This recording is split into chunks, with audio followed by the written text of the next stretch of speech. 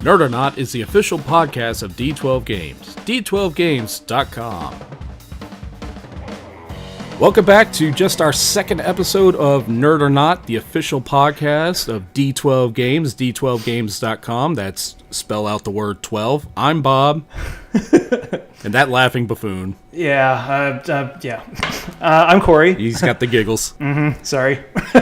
So, wanted to thank first all of you for tuning in. Thank you guys very much. We want to hear from you. Let us know where you're listening to us, and what device, what everything, because we post this podcast on all kinds of places. We post it on iTunes, on Podbean, on YouTube.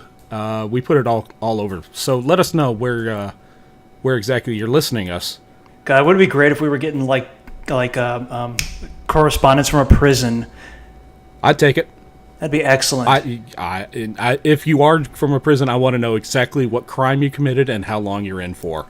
And if you heard us, because the warden has us on our own dedicated intercom channel during our broadcast times, which would I guess be 10 p.m. And podcasts don't have a scheduled broadcast slot. Oh, that's true, because they do have a curfew. They have a curfew, and also, radio is dying. So why would that even be relevant? Well, that's a great start for us. Obviously, if you listen to the last episode, there were three of us: Bob, Corey, and Jay. Jay's not here because he's busy actually making D12 games. He's been very busy as of late, working on the site, working on the store. When it is up and running, we're going to have like a great big reveal. It's going to be a big show. But right now, it's just Bob and Corey. Hey, we'll do our best. The big share. Oh, God. No, don't age yourself. No. As George Carlin said, a good Ed McMahon. Man. Wow. Okay. Ed Sullivan. So, the key to a good Ed Sullivan impersonation is what you are having on your show. Because everyone could do a really big show. Yeah. That's kind of, the expected hackery. And now that we've gone into that territory, do you think we should chase it down to its bitter, grisly end, or just kind of let it slide? You know what? I think we should go over what we're doing right now. All right. I'll let you take the lead there then. What are you doing right now that you're enjoying?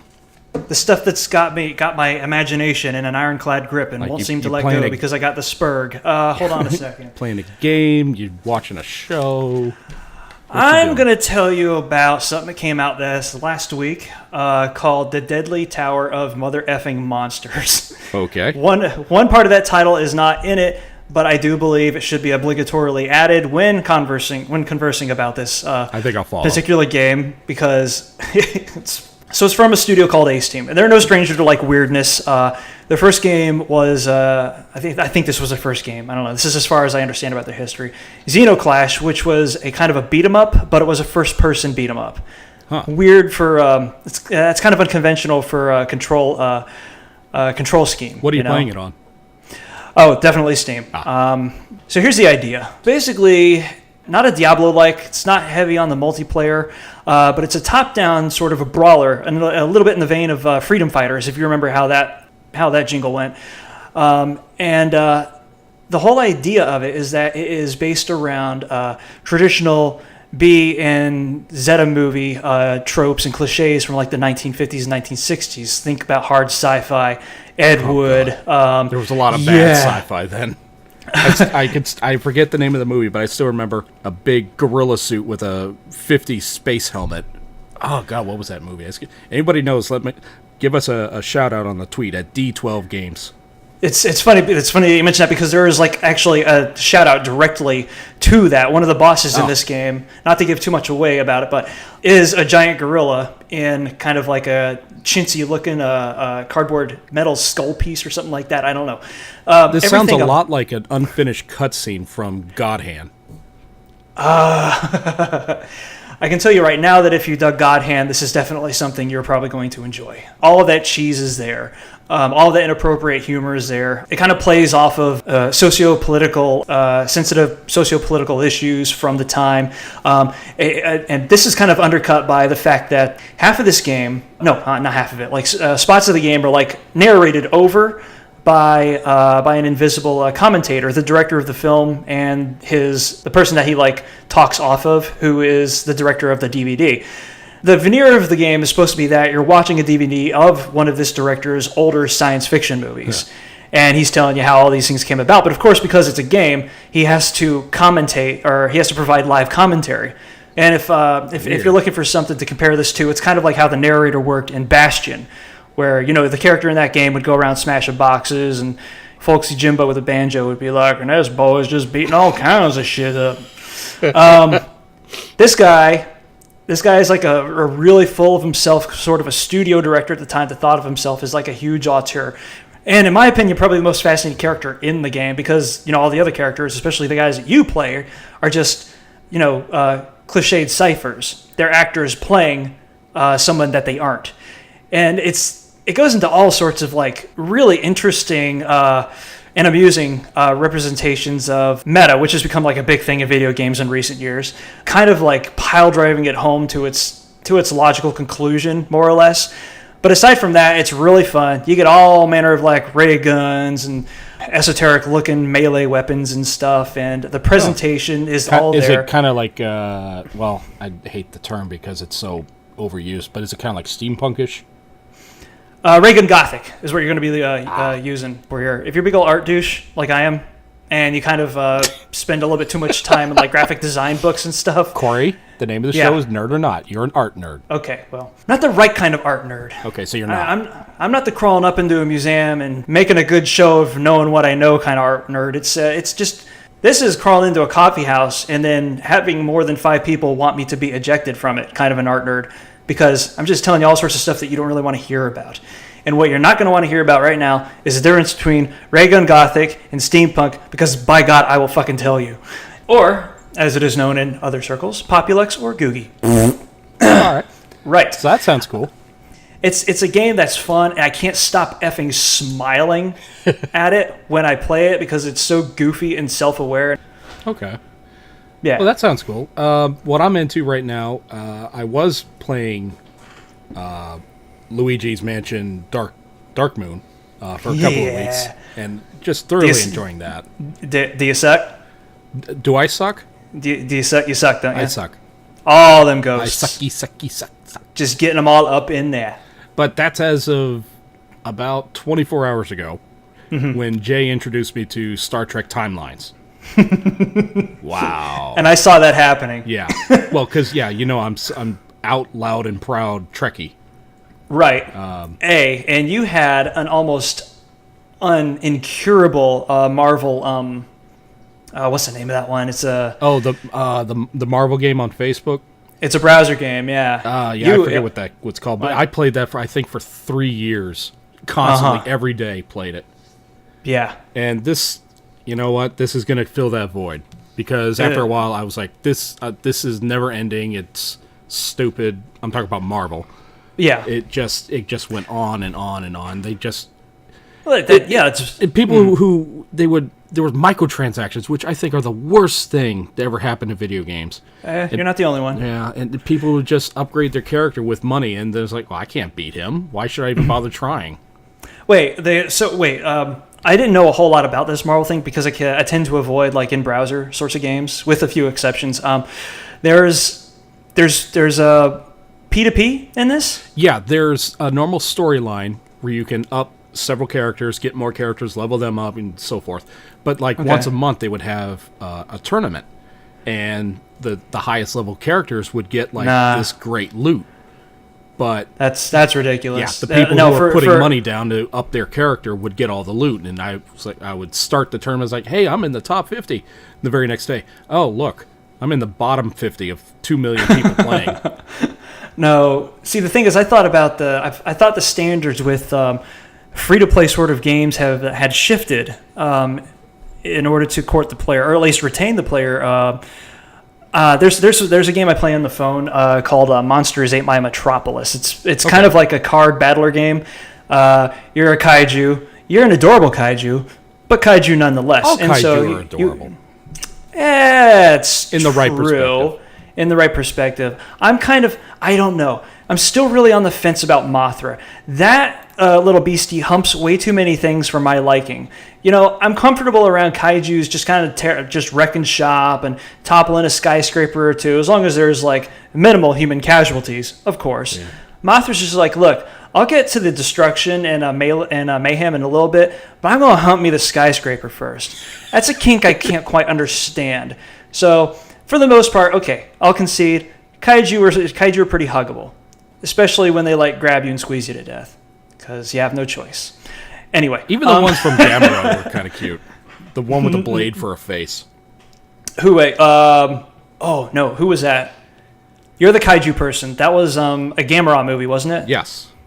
All right. Gamera had a lot of weird-looking kaijus, enemies. It was basically... Godzilla to Gamera is basically, in terms of like colorful opposition, WWF to ECW, almost. Yeah. Yeah. Except for they eventually bought each other and they had a kind of match. Became a single thing. Hey, almost actually like Toho and whatever Gamera's studio was. Right now, Toho owns the rights to Gamera. Isn't that right? I want to say no, because they've just started releasing Gamera movies in Japan again. Okay. Or they have been doing it at a steady rate for how many years? Yeah. But as far as my knowledge, they've never met each other on film. Huh. They have, however, been part of a death battle together. Oh, that's right. Yeah. That went way over there, because my metaphors kind of tend to take on a life of their own. So let's go ahead and murder that one in a ditch. Okay, because come back to what we're talking about. And that's it for our intro for the show. Now we're going to get on with some discussion. Let's see. Today is Wednesday, to break the fourth wall here. We're recording on Wednesday, which is College Football National Signing Day. Do you have any idea what that is, Corey? College foot. Don't help me through this. Football.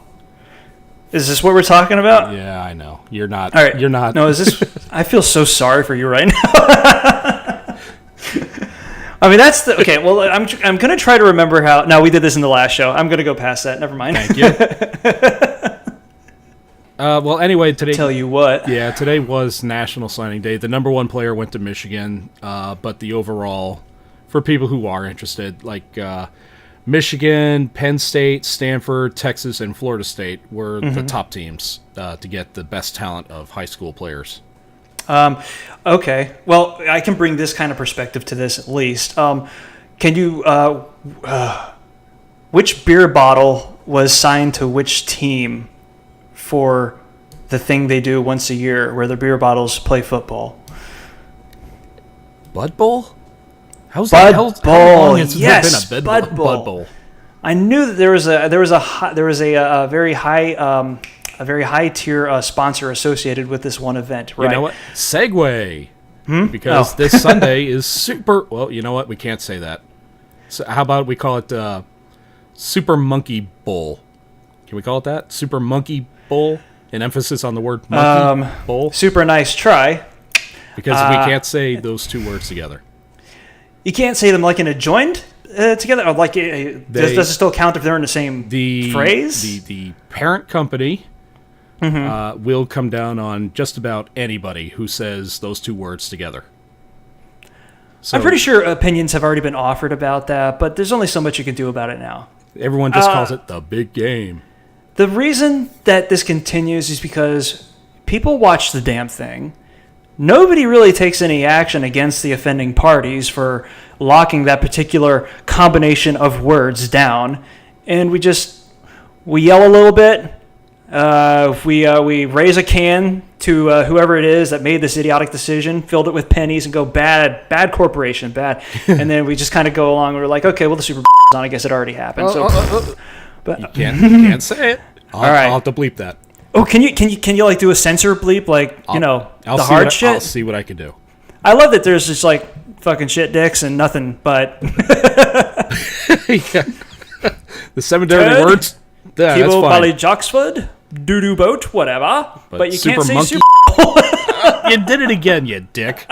You're adding more work for me. Well, do you watch... first off, I'm going to give the NFL a lot of marketing that's going to make them a lot of money. Okay. Move it to Saturday night. Sunday night, people work Monday morning. They can't stay up and watch the whole thing. I work Sunday morning anyway, so it doesn't faze me. But you see, Robert, tradition. Yeah. People are going to get on that tradition ticket. If there's enough money, fuck tradition. And when I say tradition, I mean in the broadest sense imaginable. Start with Christmas even.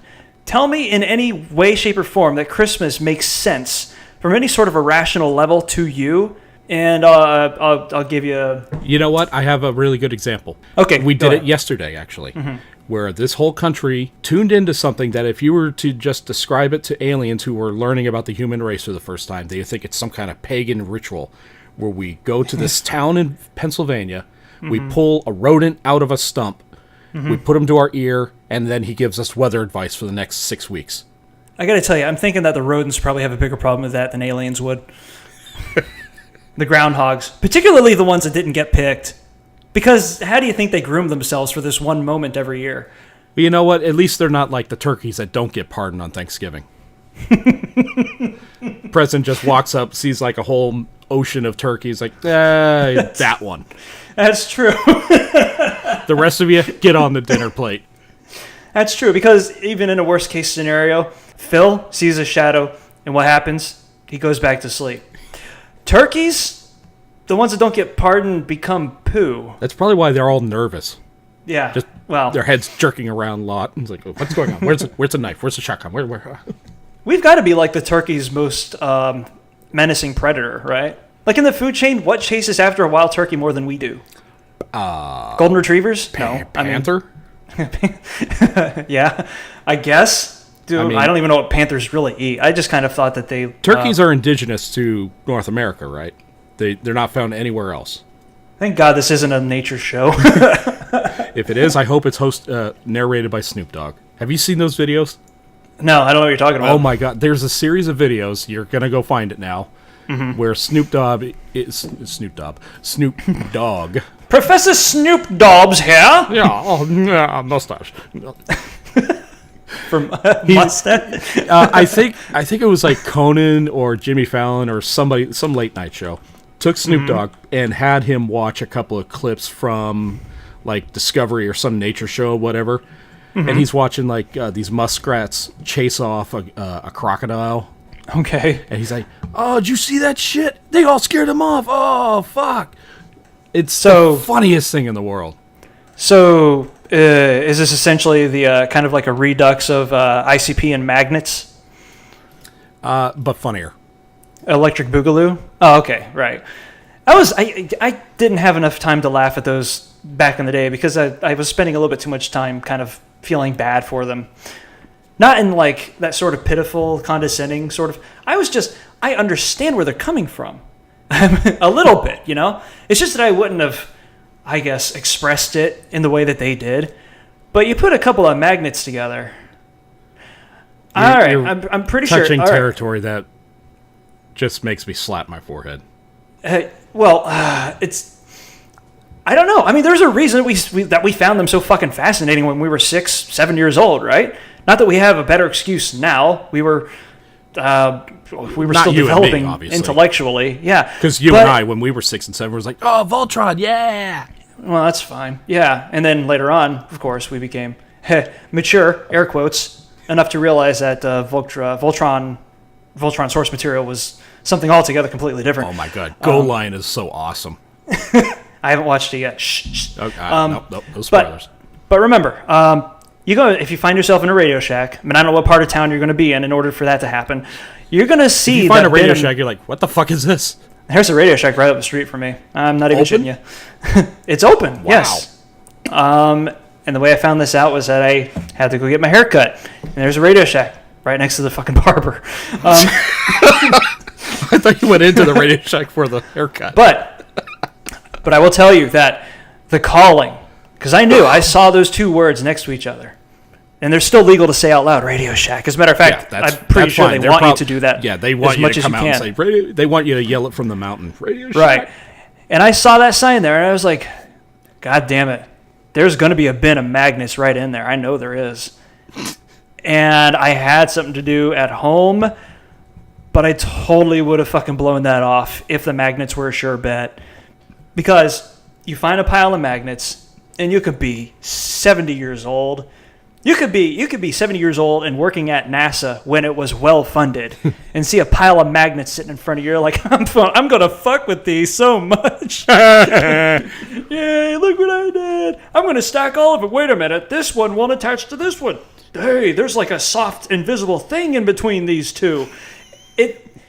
There's a part of your brain that just hasn't. It can't put it together, you know? So reactively, you're just going to sit there and wonder about them. The reptilian part of your brain, right? Yeah. I mean, even if the intellectual can take over from there, and it's like, dude, these magnets work like this. The reptilian part of you, as you'd put it, is just going to be, I don't fucking care. Look, this is the closest thing we've got to magic, like actual magic right now. This is wizardry. We should burn it. I can put this compacted like little puck of ashes down on the desk and put this one above it and then hold it in place with the eraser of my number 2, and it will float there. It'll float like the ship in Flight of the Navigator, just hovering above ground. I don't know what it is. Fucking magnets, man. I love Flight of the Navigator references, by the way. You got to make as many as you can before they remake that, or threaten to remake it again. Yeah. Well, anyway, backtracking a little bit here. Snoop Dogg, right? Super Monkey Bowl. Sorry, all the way back there. Yeah. There was something else I wanted to touch on. Last year, well, I'm really hoping that the ads this year are, because the game itself I think it's going to be awesome. But obviously, a lot of people tune in for the ads, and last year they were so bad. I mean, they were god awful. It made me feel bad that I was both a father and a male. Yeah. I think somewhere in the middle of last year, basically the Super Bowl ads, I'd heard a ton about them when they happened. And sometime around the season previous to that Super Bowl, there was a lot of domestic violence, like a lot of it. A lot of it getting caught on footage and stuff like that. So, 2 of the top running backs in the league get suspended for the entire year for beating up people. Yeah. So there's all these PSAs the NFL did that they're just wasting my time. It's like, yeah, okay, sure, whatever. Like, don't hit your woman. Never, don't ever. It's like, this isn't common sense, people. Well, it kind of is common sense. It's just. Well, yeah. Okay. Why would you do that anyway? So mad, I'm just throwing out adjectives that don't exist. But you understand that from an instinctual level, this isn't. I'm not even going to say acceptable human behavior. It's not typical human behavior. No, it's monsters acting like assholes to kids and their women. I think that at that time, though, as much damage control as the NFL was doing, they also knew, and I think other organizations, third parties, that were trying to kind of sublimate these issues, were kind of getting in on the advertising action as well. But that the bulk of the super demographic is still largely male, mostly post-college grads. Oh, yeah, of course. Yeah. And even some that didn't go to college. Yeah. Cognitively speaking... For a product that should be like 80% entertainment and 20% sport, or mix it up any way you want, it just took so much entertainment out of this big spectacle that, is basically an American holiday almost. Well, it's no doubt a huge fucking downer, yeah. And tonally speaking, all over the place. But do you think that maybe that there was like a section of the potential audience for last year's Super Bowl that was, what do you call it when a 2-year-old's watching a cartoon and they don't understand that when a human falls off of a cliff like Wile E. Coyote, they don't stop in midair to hold up a sign. Suspension of belief. Okay. I guess a cartoon was a bit of an extreme example, but do you think that there were like any people that were part of the audience that remain impressionable throughout those issues, and we're seeing them possibly as like as not being of value? I see what you're asking. You think if like anybody, like any young person was in, I'm trying to stop short of saying. I'm trying to stop short of saying, do you think people that watch, the Super Bowl are re-rees? And that's not what I'm going for at all. Yeah, they watch too. But because, right.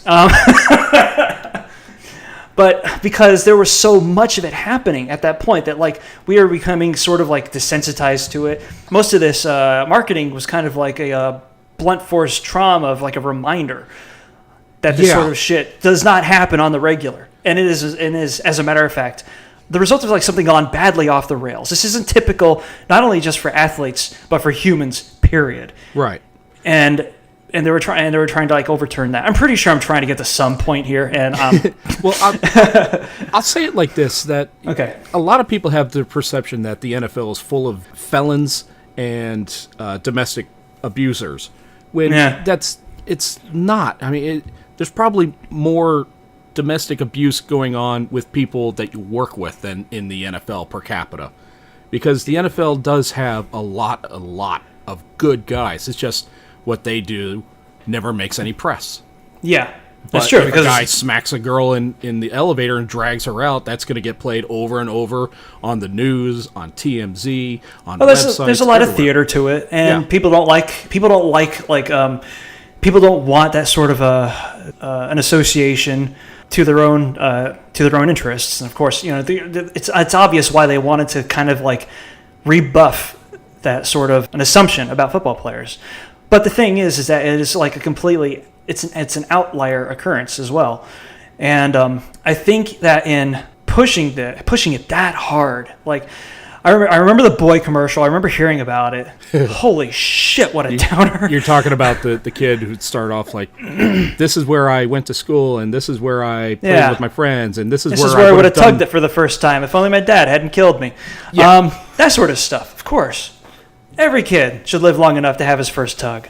But that's beside the point. After that, it's all downhill. Yeah, listen. Like, I have nothing else. This is how we ground the metaphor. You understand? Tugging it. Everyone understands. Oh my God. No. The thing is that I think at that point, one or two or three, perhaps before or after the Super Bowl, would have been great.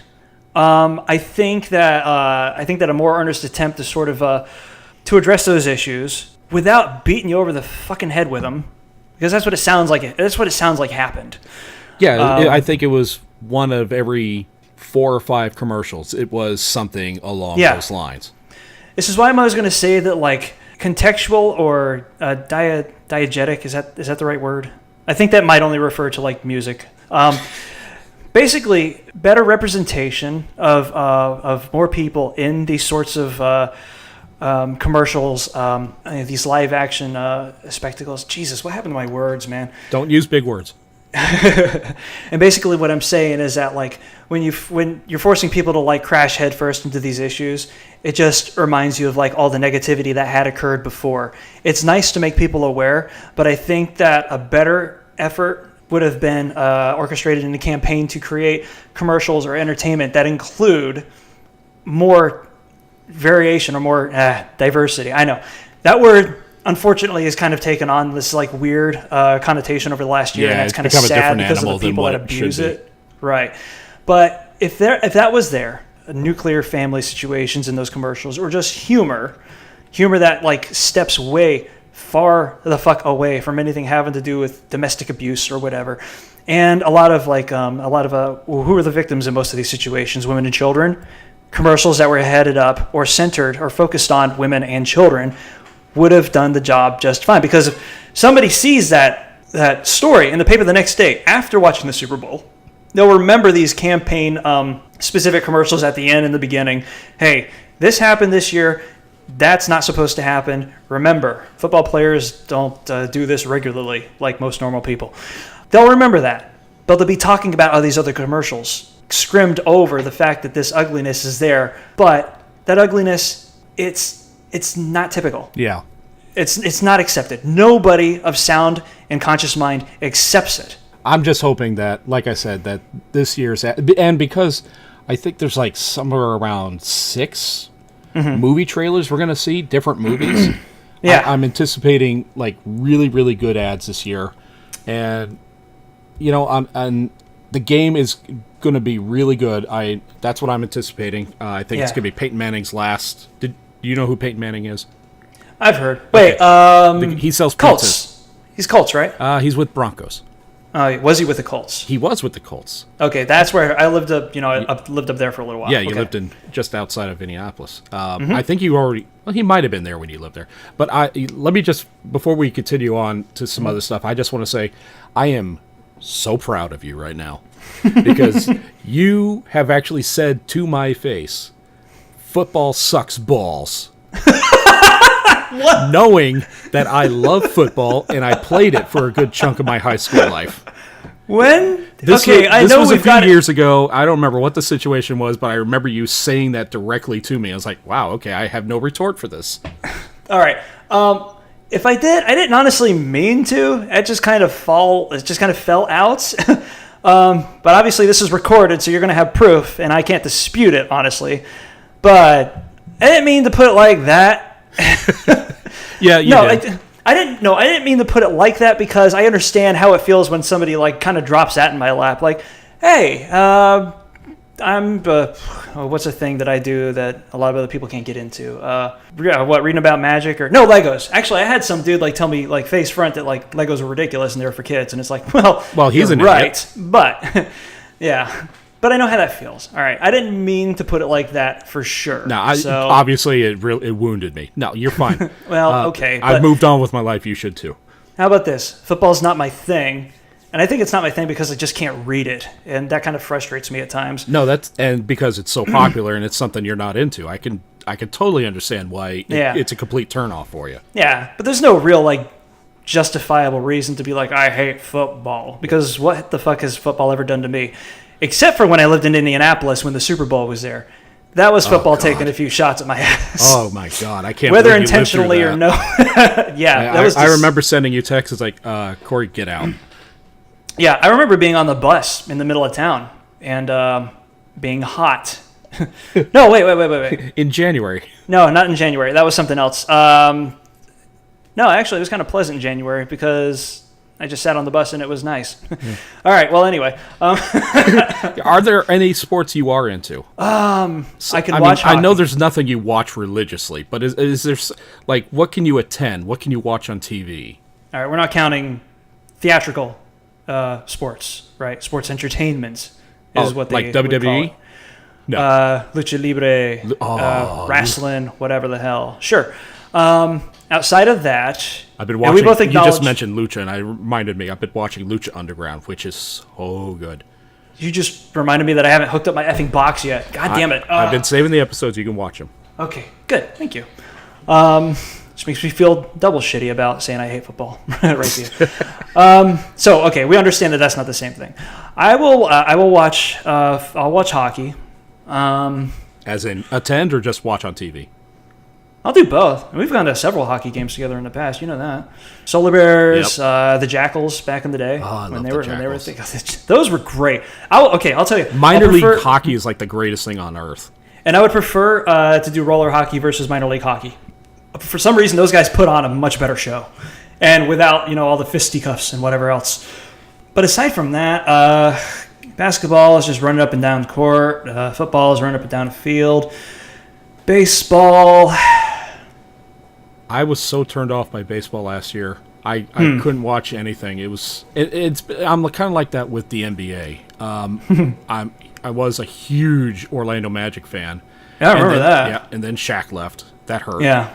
So, and I stayed a fan. I had a choice of either become a Laker fan or stay a Magic fan. I decided, all right, I'm going to stay a Magic fan. And we sucked for the next 8 years or so. To their credit, the Magic wasn't like completely. They didn't completely tank when Shaq left. I mean, a lot of them. It was a slow process over 2 years. Yeah. But they still had Grant Hill for a bit. For one more season, they had Penny for one more season. It was that next season where everything got flushed.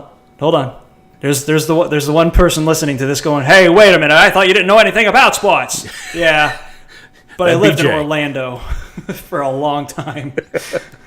So, yeah.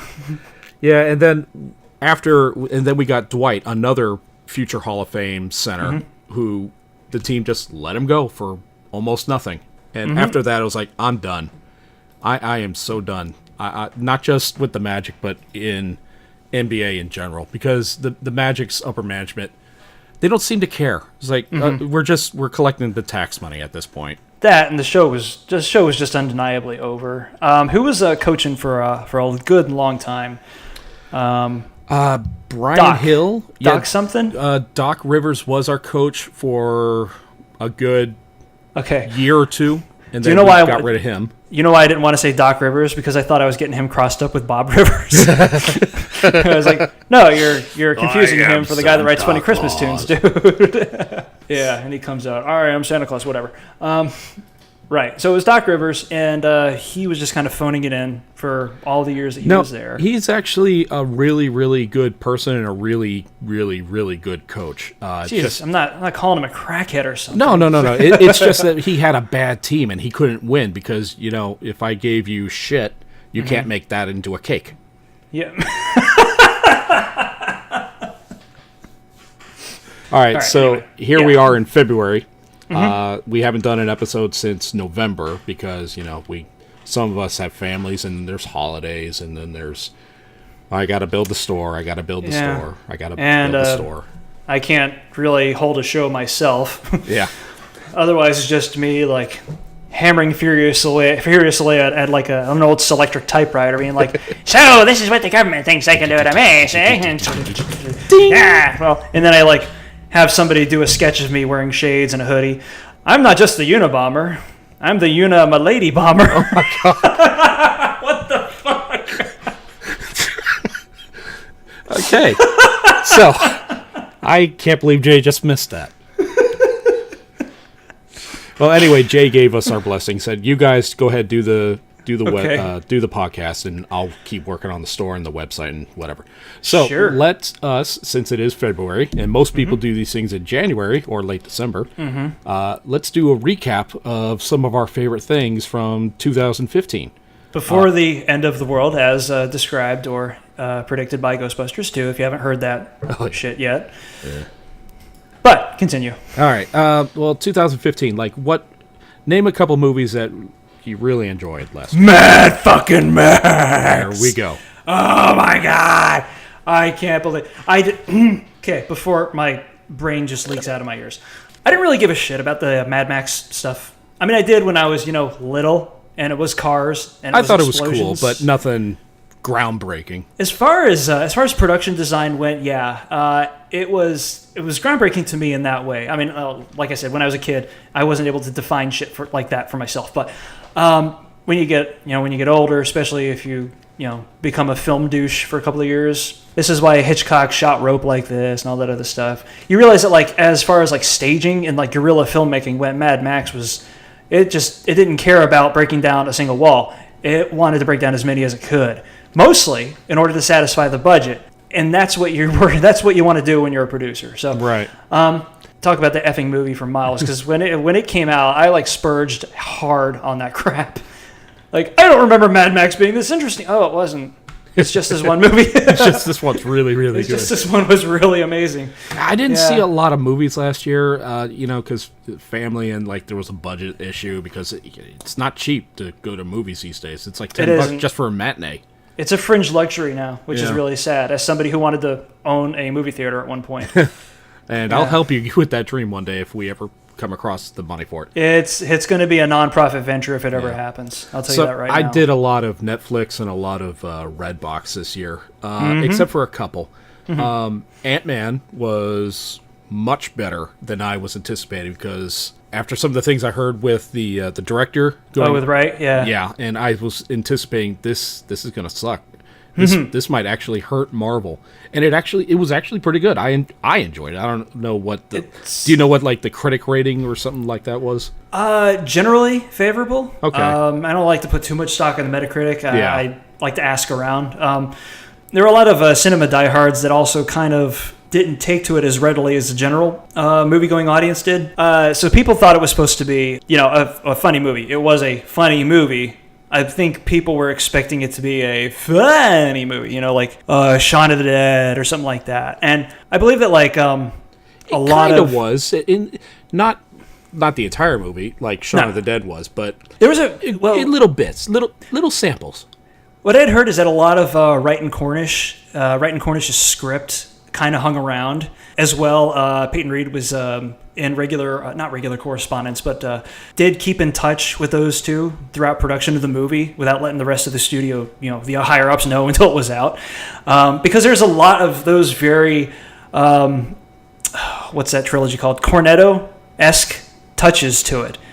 And a lot of the set pieces were very Edgar Wright. Like the bit where the ants formed a raft, and then another set of ants came down from a pipe, and I was like, oh shit, that's totally like something you would have seen in Hot Fuzz. A lot of stuff involving like a creative involvement of the environment around the principals in the scene.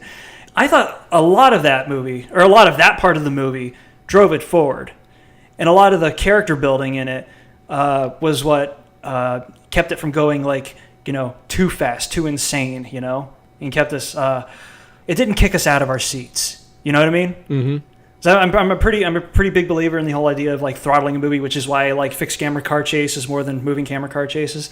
And people, I think, were expecting, hey, we're going to get a decent superhero movie out of this because it's Marvel, and they expect it to be entertaining, if not meaningful. And let's face it, Marvel movies barely ever get up to meaningful territory. And they wanted it to be like just funny, like crude funny or choking on your laughter type of funny. And it wasn't. It was character funny. As a lot of the things to be amused at were like mistakes or tics or the ways that the characters on screen approached each other, the way they breathed, and tackled problems and such. The idea of that, a movie starring Paul Rudd and all these other comedic actors. They were expecting a lot of guffaws and it was like, it was a funny movie. It just wasn't like Paul Rudd spazzing out in the middle of a cafeteria in front of Jeannie and Garofalo. Sort of funny. Which is nothing against that. It's just try putting that into a Marvel movie that's not based off of Howard the Duck or Slapstick or Damage Control. Oh my God. I don't want you to even get started on that. None of that stuff. Let me ask, did you see Star Wars? The Force Awakens, yes, I did. Yeah. Okay. I felt like I had to see it just because the way the internet works, it's going to get spoiled for you if you don't see it. At some point, yeah. There's a big spoiler. I'm not that guy. Yeah, so we're not going to touch spoil. I don't know. What's a good rule of thumb for length of time before you don't have to say spoiler warning anymore? I usually called it 3 months. 3 months? Yeah. I'll be liberal and say 6. The only reason I'm saying that it was 3 months is because 6 months. A half a year. Well, you know what? Let me rephrase that. 6 months for a normal movie. Star Wars, which it seems like everybody and their mother and their dog saw, I'm going to say 3 months.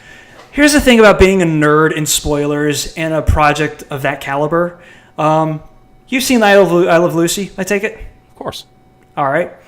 You've seen the episode where she works at the chocolates factory? Okay, that's the visual metaphor. When you say I Love Lucy, that's the first thing that pops into most people's minds. Oh, really? I thought people would think of Vitamin and Gavin first. Where the conveyor belt and the chocolates are coming by, and her that's and the other one. girl. Yeah, I think that's like the pinnacle moment of I Love Lucy. That's like the iconic scene from a lot of. I know it is one of them. I kind of thought that apparently I'm wrong. Okay, well, this is a visual metaphor that you're gonna be confronting here. The chocolates are spoilers, and you, as a dutiful nerd, are in Lucy's position, trying to catch all of them, make sure none of them get past your guard or anything. But you know what? It doesn't happen because nerds are fucking loud, and a lot of them don't know when to throttle up. There's like. You're going to go into a game store or something. There are two things that you are sure to hear. One of them is going to be I don't understand these rules because it's a game store. And two, you're playing Yu-Gi-Oh, dude. I know, but the flavor text is very unclear. Oh, you're right. Fuck. Sorry. And the second thing you're going to hear is something that you didn't want to hear having to do with Agent Carter or The Flash or something that just happened last week. It's hey, Tiger Shark showed up. And it's well, all right. I guess there's more of that show to see, but thanks. Fucking nerds. Now I know why Ogre was so touchy about him. Because one of them spoiled a movie for him? Yeah. Well, back then it would have been I don't know, Ghost Story or something. And he was nerds. or, the Changeling or something. All right, so well, those are like some of our favorite. There's more that we saw and obviously enjoyed from 2015. There's a lot. Yeah, but Mad Max and AntMan are like the top of our levels. Just to move things along, there was a lot of good TV last year. And that's also including what was on Netflix, including Daredevil and Jessica Jones. Jessica Jones started out solid for me. I loved every bit of like the presentation of it, especially as like a huge noir addict. The fact that they had that like dour but kind of jaunty music bringing it in, and all the watercolor splashes and just the moody air of the entire thing. And then it seemed like they didn't know who the fuck they were writing after the 5th episode. Because most of the focus seemed to be on like the Purple Man, which makes sense because he's the villain. But they became kind of obsessed with having this villain just be like an empty ass villain with empty ass ends, trying to make all that three-dimensional. So everybody else fell through the cracks. So there was that police officer that all of a sudden became the biggest asshole on earth for no good reason whatsoever. Suddenly he just became obsessed with like, the pills and such. I know it's a dude from a Frank Miller Daredevil, and they had to bring him in somehow. And I think he's going to become Nuke. Nuke, right? And a lot of it seemed like kind of shoehorn, and they didn't spend I don't think they spent enough on Patsy Walker's past, for one, and for two, they didn't spend nearly enough time on what Luke Cage's deal was. And I don't know if that was I think they're saving him for the next series. You figured, right? Because he's going to be focal to it, but out of safety, he was still a major element in the Jones mythos. Like if you had read any of Alias or The Pulse or whatever the hell, he's not a cardboard stand-in. He's integral to like a lot of the story happening. Without sounding like too much of a Dunsky, I can't really word this or parse this for myself. But well, I can tell you that from the few times I've seen the two of them show up in comics, Cage was always the focal point, and she was always like this fawning over woman who just absolutely adored him. It's like, oh, let's go home to our baby. That was after the baby, though. Like before then, when they weren't like concentrating most of the show's resources on shooting them humping and stuff. Most of their interactions, I was getting behind totally, like 100%. Like, he's watching her drink like crazy, but he's not getting in the way because it's like, well, this is some shit she's got to sort out anyway. And that was cool, And then he disappears for 2 episodes. And then he comes back all mad because I guess, he's got to be mad that she did something pretty treacherous. And then he disappears for another episode or, like, goes way into the background. Yeah, he was more kind of like a ghost or supporting character. And then there was that one moment where they take out the dogs in the middle of a fight scene, and they're about to be like just ganged upon by a bunch of thugs with decently armed thugs, not heavily, but still enough to be a threat, like an immediate one. And she's like, "You didn't hurt the dogs, did you?" Priorities. I didn't really think about it when I was punching them, but I guess I kind of took it easy on them. Oh, you don't remember the rest of that conversation? He said something like, "No, I wouldn't hurt dogs. What are you, crazy?" Well, of course. But why would he give a fuck at that point? Yeah. And I love dogs, okay? But the thing is that they're about to be turned into murder stew. Maybe, for survival's sake, they would have been just a little bit too preoccupied with trying to walk out of there with their own faces on, instead of wondering if they were taking it, if the appropriate measures were like employed to get the dogs off of them. That is a good point, because I was more interested, like, what did he do with the dogs?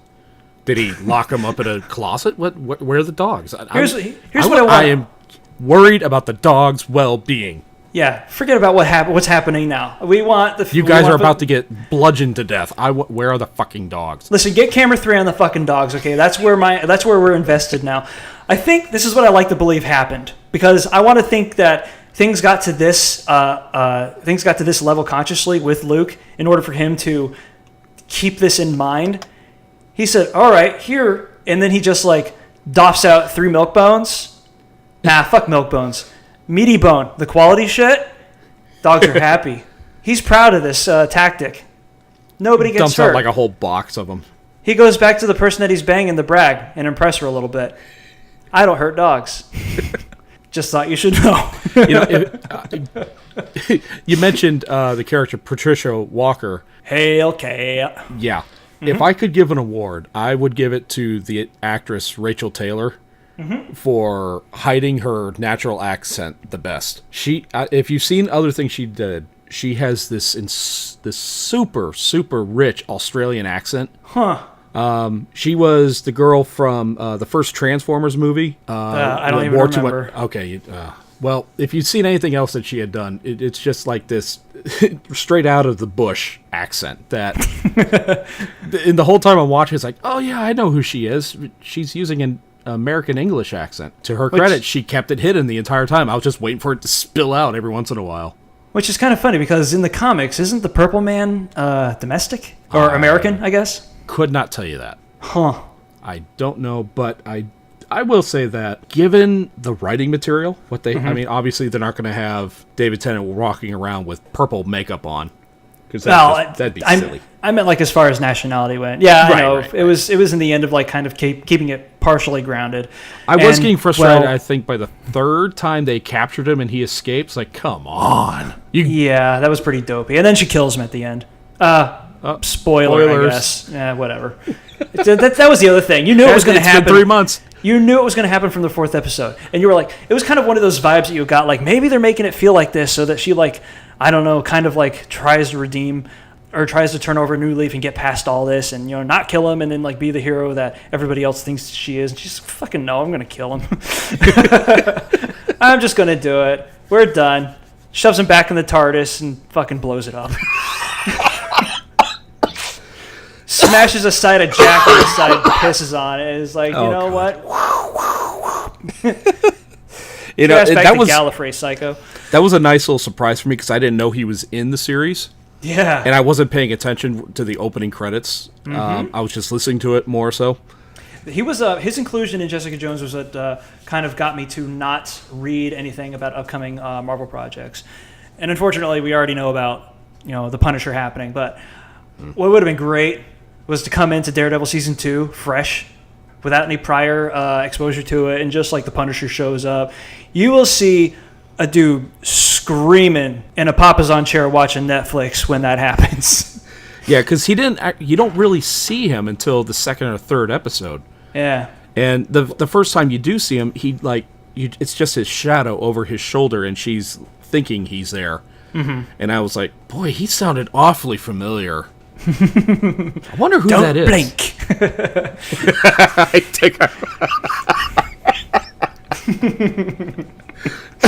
I would have thrown my arms up and said, that's it, I'm done.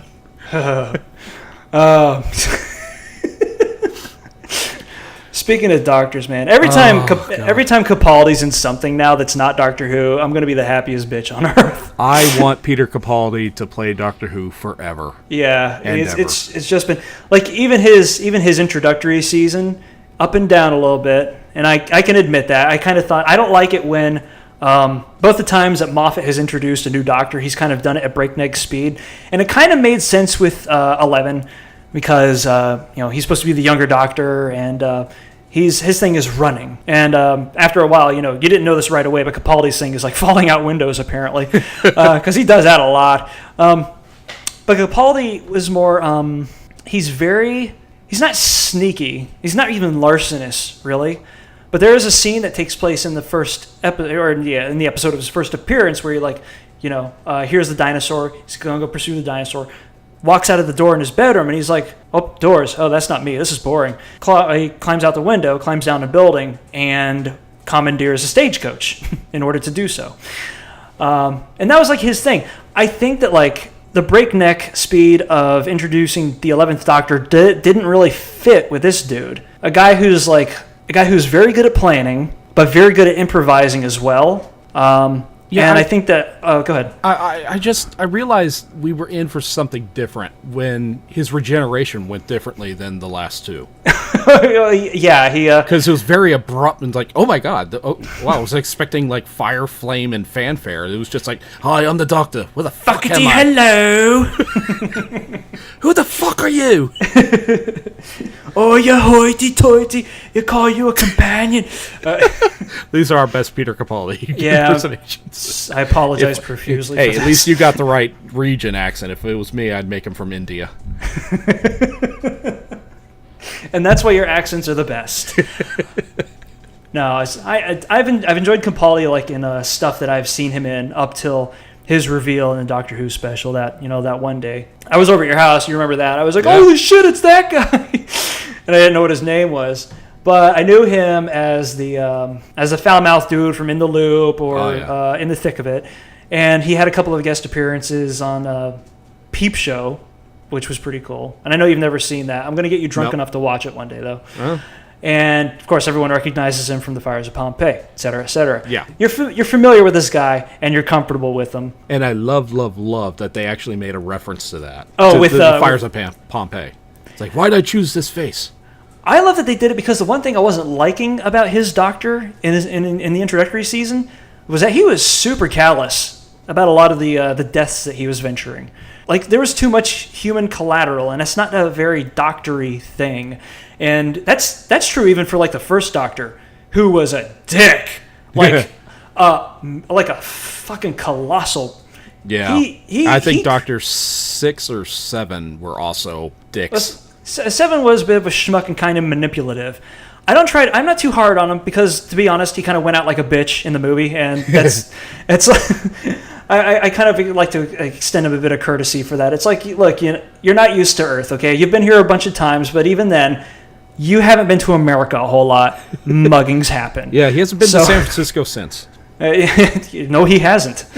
He's been to New York plenty of times, though, which is kind of odd. No, he never died in New York. Yeah.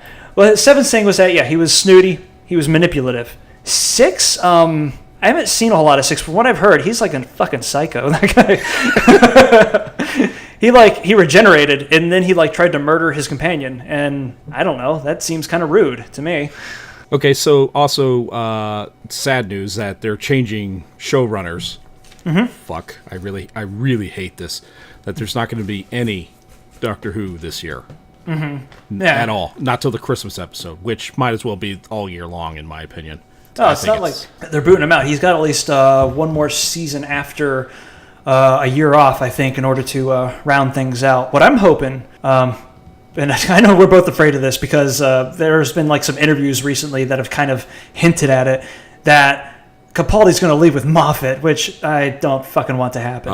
No. I can't see anybody else doing it now. I know. That isn't that a beautiful thing, though? That he as awkward as some moves might have been in that first season, and the growing pains were there, but it was still entertaining. It wasn't horrible, but it wasn't as good as it could have been. I think that largely it was still Moffat coming off of his whole his attitude you get there. He had his attitude for a while because he exposed himself to too much social media, and social media is not a great place to be for a well-known creator right now. Yeah, there's a lesson for future Hollywood people to look back on. It's like, oh wow. Yeah, this isn't necessary. I can see where the advantages and connecting with your fans and not having a barrier to them at all. And of course, it makes you seem more accessible as well.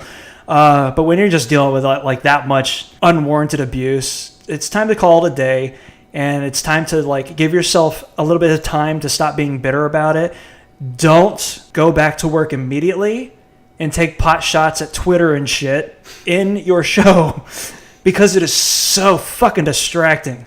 And I think that a lot of times during some of 11's run, Moffat would go out of his way in order to be Twitter.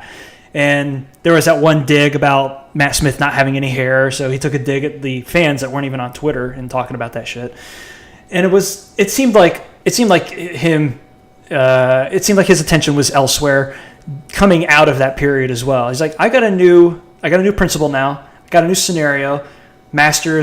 The Master's back. This is a completely fresh paradigm. Yeah, he wasn't worrying about what the fans thought. Yeah, well, I think he was a little bit, which is why it felt so uneven. There were still things. I think a lot of 12's inconsistent attitudes about being a good guy or a bad guy, where he veered way too much over to the side of being a bad guy, was Moffat being oh, well, you think Doctor Who's about this? Well, how about this? He doesn't care, and all this other stuff. And it's that's a little too far. This has always been his thing, saving people. So okay. You mentioned some of the changes they made. Like, one thing that came to my mind, the Sonic sunglasses. Oh no, the sunglasses. Yeah. Were you a fan of the Sonic sunglasses, or were you more of a screwdriver person? Well, it's Doctor Who. You got to be more of a screwdriver person. I didn't mind it. They were getting a whole lot of the style cues from the show from London's skinhead era and a lot of the 80s, of course. So the Sonic sunglasses for an iconoclastic Doctor, and that's definitely what number 12 is, it made sense. It made sense because they're way more pragmatic as far as like scanning, getting information and data and such goes. And like I said, he's more of a tactical Doctor than, Matt Smith was, or 11 was. And it did seem, you remember a little while ago, I was kind of like talking about this theory where the changes in number 12 kind of parallel that riddle about what crawls in the morning, does something else at noon, and then crawls again at the evening. And it's like, a person. Because they're a baby, then they're a teenager, and then they're an old person. You could write off the unevenness of the first season as him still recovering from regeneration. Yeah, because he didn't. Most Doctors, when they regenerate, they have to go into like a sleep state, and he did kind of, just not as long as some other Doctors have done. Yeah, it's just how he came out of the sleep state was very distinctive. Oh, eyeballs! Oh God. At the end of that, he seemed to have realized what he was, which was his seminal quotable, "I'm an idiot in a box," and he found some peace with that. You saw more evidence of that in the Christmas special for that year, and in the shorts that they released before the 2015 season. Oh, I love those shorts. The Magician's, what was it called? The Doctor's Meditation. Oh, that's right. Was that one. And that was where I was afraid they were going to turn him back into a fucking space clown, which thank God they didn't. It was just him kind of coming out of what had been his incubation period, I guess. I don't know what else to call it. Most of this season was him, I guess, in his teen years. I think that when they do the next season, this is why I'm afraid that's going to be his last.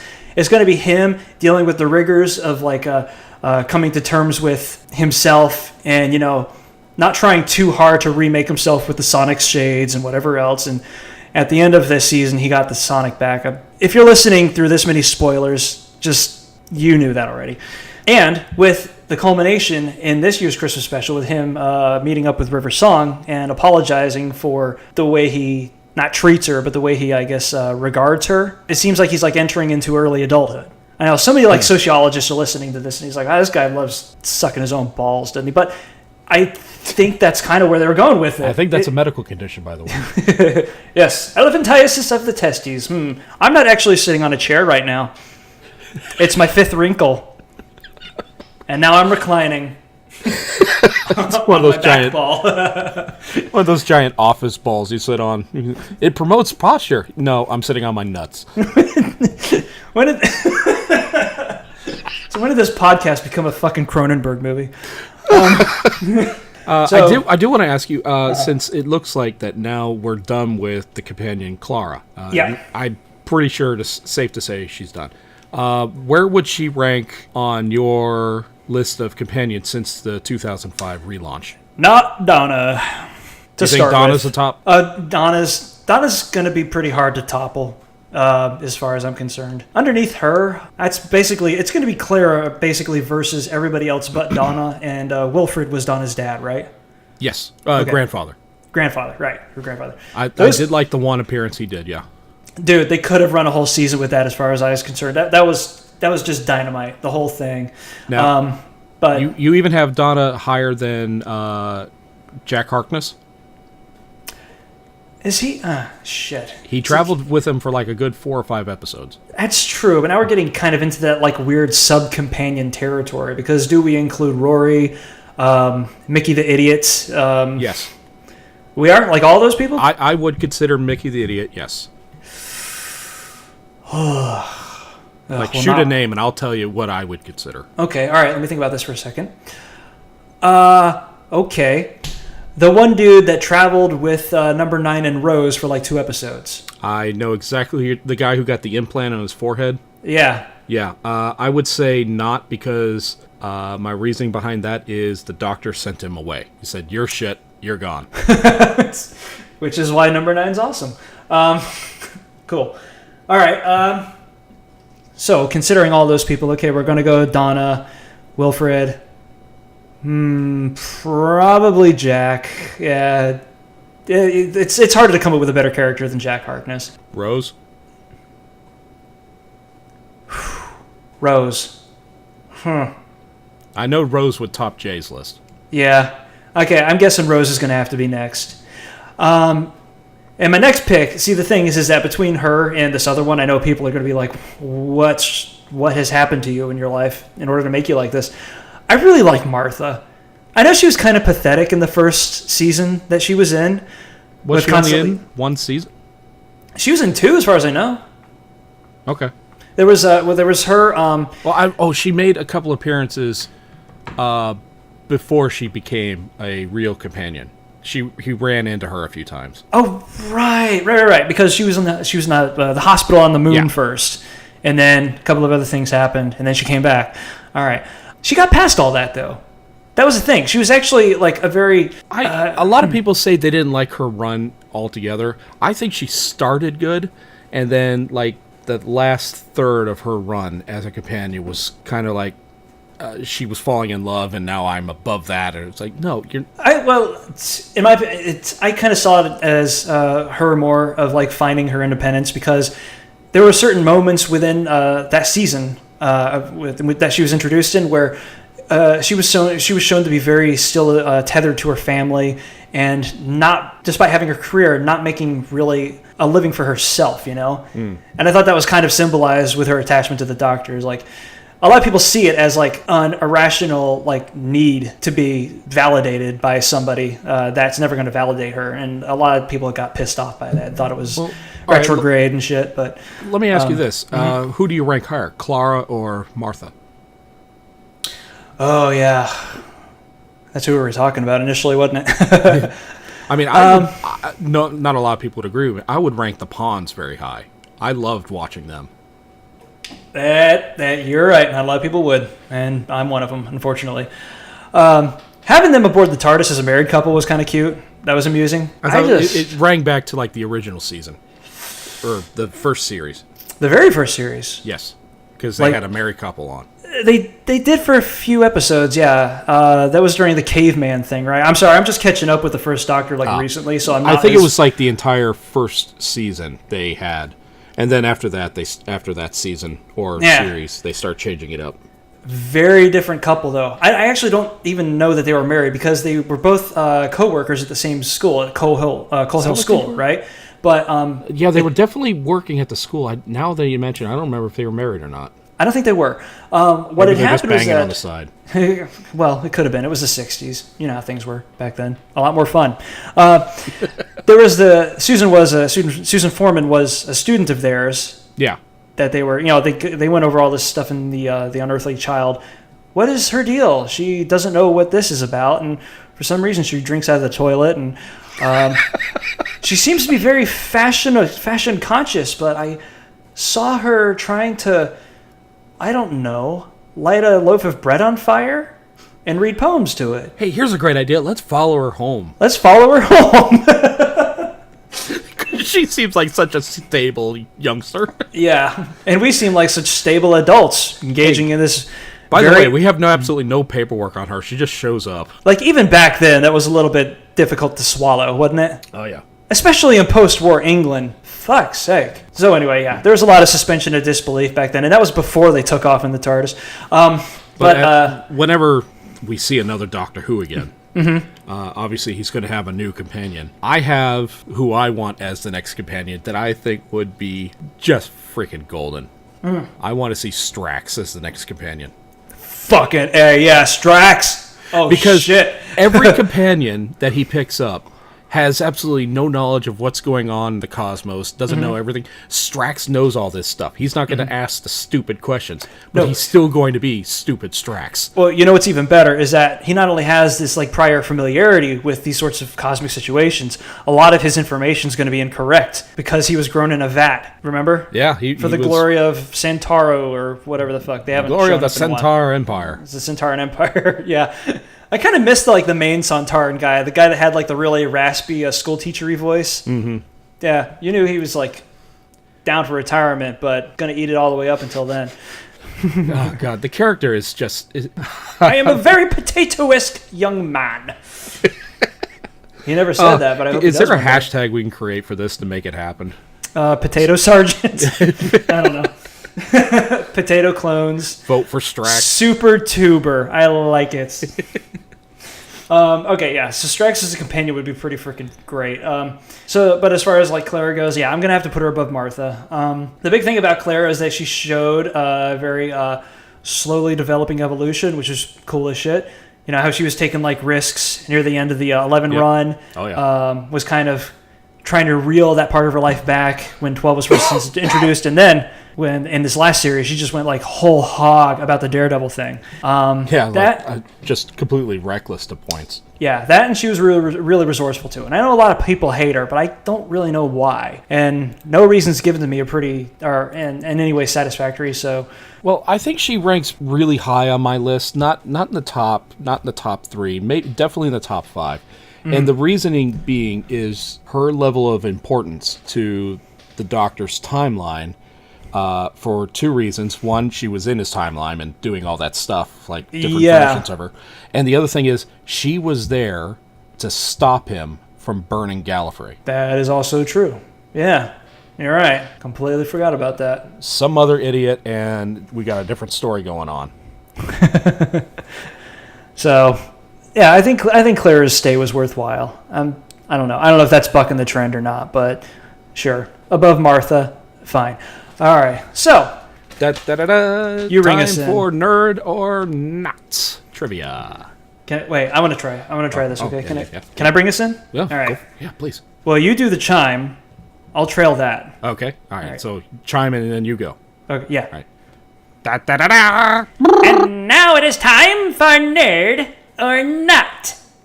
Woo. You idiot. Because nerds are hostile, right? You know what? I might play that every time we do this game now. I haven't decided yet. I don't even know if we should have music, like a theme for this trivia part. But that might be the lead-in. You have my release. You can license that clip as much as you need to, or feel you should before people just get sick of it. All right, so here's how it works. Corey and I. If Jay was involved, he'd be involved with it too. But the 3 of us come up with trivia questions. We pick 3 topics. We pick a nerd, which is a hard question, and a not nerd question, which is a easy question. Steals are involved, but since it's just you and me, there's nobody to steal it with. If somebody stole our question, we have some problems. Yeah. You can only steal the questions on the nerd questions. That is, we can steal them in spirit, especially if we've got kleptomaniac issues to kind of sort through. I stole it. It's mine. Deal with my own question. Bastard. I stole. All right. So who's first? Do we do this via coin toss? Well, in the spirit of the big game. And then we'll mess up the coin toss. That's Spoober Blow. Do you know how many times that's happened over the last 2 years? The coin toss is screwed up.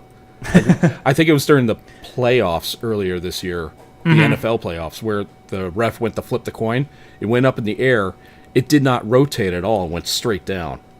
So apparently it's not even a glitch-free method. No. And yet we use it in modern-day elections even. I don't understand. You wouldn't believe. And getting something wrong in the NFL, you're picking up all kinds of rage. Like, oh, that coin didn't flip. No, it should count. No, let's reflip it. And yet, still good for the caucus. Yeah. All right. So my 3 categories are Arthur Conan Doyle, candy. Arthur Conan Doyle, okay. Candy. And TV spaceships. All right. Now, do I read my categories off at the same time? Yeah. You tell me what your 3 categories are. All right. And then business. Yep. All right. Tell me your categories. So we're going to do the X-Files. X-Files. Like to keep mine nice and current. Lupin the Third. I love that. Lupin the Third, which is just brought to Crunchyroll for subtitle domestication. Hey, Crunchyroll, if you want to sponsor the show, you're more than welcome to. They sponsor podcasts, if you didn't know this. Shit, I didn't realize that. Sorry, you can cut that out if you want to. No, I want them to sponsor us. Yeah. All right. There's a bit of news revolving that too, but I know we've gone on far enough. So, shit. What was the other thing I had here? Where is it? Was it Super Monkey Bowl? Oh yeah, Super Monkey Bowl commercials. Because when you're invited over to somebody's house to watch the Super Big Bay game, you don't want to be rude, so you come, but you're not really watching the game. Phrasing. Yeah. So you arrive with your dick out. Do you put it in the chili? No, if there's mashed potatoes, you go for the mashed potatoes. It's just decorum. Checking the temperature. Commercials. You show up at the big game party, and you just look. That's what you're looking forward to, is the commercials, to see what kind of spectacle happens between. Because nobody watches the game. Yeah. Well, some people. I think, excluding last year, the last 3 Super Bowls I watched, I recorded and went back and watched the next day. And I was fast forwarding through the game. Didn't care. I don't care about either teams. I hate both coaches. I hate the players. Don't care. Show me the ads. Just very strong feelings about that sport. Well, a lot of it was like Patriots, and it's like the rest of my family loves the Patriots. I could care less. Oh, this would have been a really good show to have Jay on. Yeah. I could have just sit back and let you guys carry the rest of it. Be like, yep. You guys sort this out. I'm going to just go. I think I'm going to make myself an old-fashioned and have a little nappy nap. But anyway, yeah. Commercials for the big game. All right. Well, usually the rotation we would go is the last game's winner picks first. In our first episode that we first did this, guess who won? Yeah, well. Jay. And guess who's not here? Jay. Right. But that's okay. Murphy came by to read him his laws. Yeah. Since you came in second in that game, Corey, I'll let you go first, and then obviously we'll just go back and forth until one of us gets the best out of 3 right. That's perfectly fine. It's been a running trend in my life to succeed by reaching bare minimum. So I'll accept the honor graciously. First questions. All right. We pick a topic here, right? You pick one of my topics. Oh, I pick one of your topics, and I answer first. All right. I'm going to go with... I'm really curious about the TV spaceships one. Okay. Do you want nerd or not nerd? Sci-fi. I'm not a hard sci-fi dude. Fuck it. Let's go nerd. Nerd. Okay. This is a timed question. You will have 30 seconds to answer this. Now, hold on a second. I want to set up. All right. And here's what I'm going to tell you to do. I'm going to say it once. You think about it. And I'll start the timer when you say the first answer. All right. Name 10 TV show space traveling ships in 30 seconds. Okay. Fuck. All right, let's start. Bird of Prey, Reliance, Voyager. A lot of these are going to come from Star Trek. Enterprise. What was the Viper from Battlestar? TARDIS, duh. I think aside from that, Ziggy is not a spaceship. Time. I actually gave you 3 extra seconds there. I didn't think I was going to get that, though. Yeah. All right. Those are so hard to do. After what I went through last week. I kind of wanted to not be cheap also and just start rattling shit off of Star Trek, because it is such an omnipresent fixture in the subculture that it's kind of hard to not name at least 4 ships from that show. No, I understand. I actually them. wrote down some examples. And a lot of them are from Star Trek. You did name TARDIS. Do you want me to go over some of my examples that I wrote down? Go ahead, rattle some non-Star Trek examples off, because I want to see what you came up with. Obviously, the TARDIS, Serenity. Oh, for fuck's sake! Do you want me to continue? Jesus. Yeah. Okay. Yeah, I'll live it down. Planet Express. Planet Express. From Futurama. Oh, Futurama. Okay, that's a good one. Battlestar Galactica, Astral Queen, Satellite of Love. Oh God, I'm kind of ashamed of that one too. Shit. Bebop, Hammerhead, Swordfish 2, Red Tail, Heart of Gold, Jupiter 2, The Ark from Transformers. Bebop. Oh, yep. The Aloha Oi from Space Dandy. Damn, that would have been a good one. I'm so embarrassed right now. Shit. Yeah, it's so hard to perform under pressure for those. That's why I lowered it down to 10. I think Jay first said, name 20 and 30. I can't do that. No. And what kind of got in the way, too, is that I kind of stuck myself in a groove of coming up with, like, ships from just, like, straight-up sci-fi and not crossing over any, like, media genres, animation, any of that. Yeah. The Pigs in Spaceship. Well, I don't even know the name, apparently. That would have been a good one. Porker. I don't know. That was a good question. The Galactic Porker. That was a good question. I would have enjoyed that if I was a little less stupid. All right. But we'll go on. So I missed that. What happens You did next? miss that one, but you'll have plenty of chances. Okay. Let's see. Lupin, X-File. You know what? I'm curious about this one. I want to do the Nerd Super Monkey Bowl ads. The Nerd one. Okay. All right. So which car company tagged its advertising campaign with the phrase, dogs love trucks? Well, I would guess I have a 50-50 shot. Can you tell me, would it give it away if you told me when this aired? I would say it was a pretty successful campaign. It aired from like the early 90s up until maybe 98, 99. Okay. So my initial guesses would be either Ford or Chevy, and I'm going to go with, it sounds like a Chevy catchphrase. Damn, this is the nerd one. Do you want a bit more of a push? It's your question. Think Japanese. Dogs love trucks. Really? Oh, Toyota? Nope, it was Nissan. Nissan? Yeah, do you remember that bit? No. It was I didn't even know they made trucks. It was the older Asian dude wearing a suit and a black kind of a trucker's cap, and he had the Jack Russell Terrier. And I'm writing this down because I want to look at these now. oh, they were fucking classics, man. Some of them had like some crazy fucking production values, especially for. Well, no, the 90s was kind of like the golden age of big budget commercial production. But Yeah. the biggest one was, I think it was like a Ken doll. This was still I remember this ad where he's in a sports car and like Van Halen's. Yeah, you really got me. He's playing and the Yeah. G.I. Joe pulls up in the pickup truck, and I guess the dog is there looking at it so they can shoehorn the fucking tagline into it. But G.I. Joe hooks up with Barbie, and they go off to make those tiny little rubber babies you can get out of a quarter machine at Walmart. But all those commercials were really, really creative and very dynamically staged and such. They were pretty cool. Oh, all right. Classic shit there. So it's pretty much 0 for 2 at this point, right? Correct. I'm going to go ahead. I'm going to pick Arthur Conan Doyle. I want to see what you're going to try to stump me with. Do you want nerd or not nerd? Nerd, please. Nerd. Okay. Let's see. Arthur Conan Doyle. How many books about Sherlock did he write? Books. So no short stories, just full-length novels. The short story collection in itself would be a book. Okay. So starting from the beginning, we've got Adventures Casebook. Should we provide like some context for anybody that might be listening? I'm kind of like a Sherlock Holmes obsessive, so I think we touched on that last time. we did. Oh, okay, all right, cool. If not, we did now.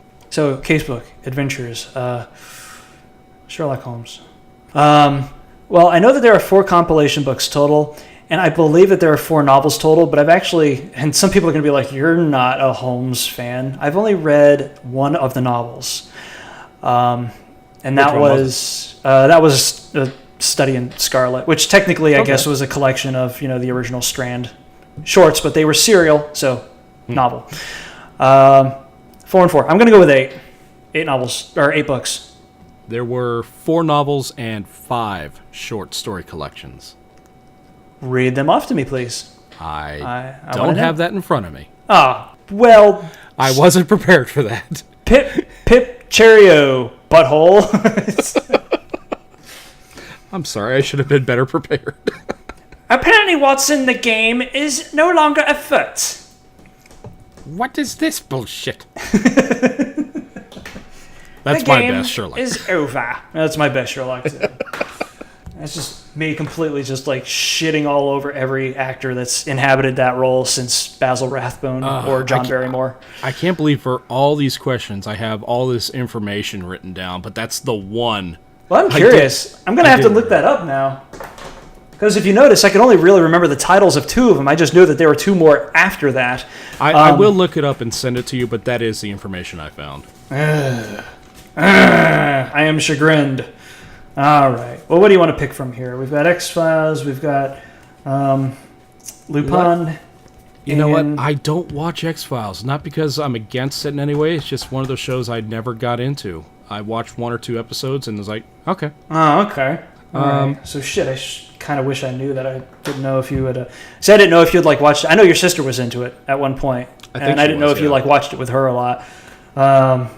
So damn. Maybe you know what? I probably watched a good handful of episodes. Mm-hmm. But when I say watch, I mean with my face down in a comic while the show's on in the background. I did see the one that Bruce Campbell was on. I remember that one. Oh God. Not the greatest episode. That was so goofy. Yeah. And I was jazzed as hell when I found out Bruce Campbell's going to be in an X-Files. I was like, oh shit. Because, I was like, my introduction to Bruce Campbell was like kind of not like everybody else's. I think most of the people from my generation either got into him from Evil Dead 2 or at least Army of Darkness. Uh-huh. It was actually me and my dad watching Briscoe County Jr. Oh, yeah. Where we we're like, oh, we know this actor's name now. And of course, that got canceled when X-Files was still on, and they shared the same broadcast evening with abutting time slots. So that was like maybe 5 years after that went off the air, and I was like so jazzed. And then he was a demon who was having moral quandaries, and whatever, dude. I'm just glad Evil Dead's back. It is so good. With that being said, I'll do the not nerd Lupin. The not nerd Lupin. Not nude. Not nude, although this is Lupin we're talking about, so probably comes with the territory at some point. Not nerd. What director once... No, not the cartoon director. It's a famous film director. Very well-known one. What film director once, and I have to say allegedly because apparently this is up in the air, called Castle of Cagliostro, the first Miyazaki-directed Lupin movie, one of the greatest adventure movies of all time. Ooh. This would have been around 1980 or so. Okay. Keep that in mind. A major director. That's good. Yeah. So it wouldn't have been Tarantino then? No. All right. That's a really good question. I'm pretty sure I've heard this quote before. Mm-hmm. So I'm just got to remember who said it. When the manga released it on DVD back in like the late 90s, they attributed this quote as if it was like unquestionably true to this one director, and that's kind of like one of their selling blurbs to it. So if he never said it, I think that we would have heard about it for sure by now. If he didn't say it and they put his name in a quote, there probably would have been lawsuits. Lawsuits, or at least somebody would have raised a stink, because it's this guy. This is somebody that you have been in the movies with as a creator-patron for a very long time, in a creator-patron sort of relationship. Before you said that, I was thinking Steven Spielberg, mm-hmm. and then you said that, it was like, well, he's got his fingers in everything in Hollywood. Mm-hmm. That's true. I would have to stick with that, Spielberg. Yeah, it was Steven Spielberg. Oh, man, I got a question. That's my first question right in the entire run we've done this. Oh, really? Yes. So you're 1 for 1, 2, 3, 4, like 1 for 12, I think? I don't even remember how many. Well, it's a good question to get right. So yeah, well done. Cool. Now from yours, I'm gonna pick what? Let's go with candy. I want to see what you've got in the way of that. Okay. What kind of sweetness can you bust out on me? Well, do you want nerd or not nerd? Let's go with not nerd for now. Okay. Let's see. This time. As of 2014, mm-hmm. Halloween is still the U.S. holiday with the most candy sales. What is right after Halloween? I'd say Valentine's Day. Valentine's Day is in the top 4. Okay, so you're giving me wiggle room on this? I'll give you a little wiggle room because you were so close. Close in what direction? Oh, Easter. Fucking duh. Correct. All right. Now, I really wanted to say Christmas.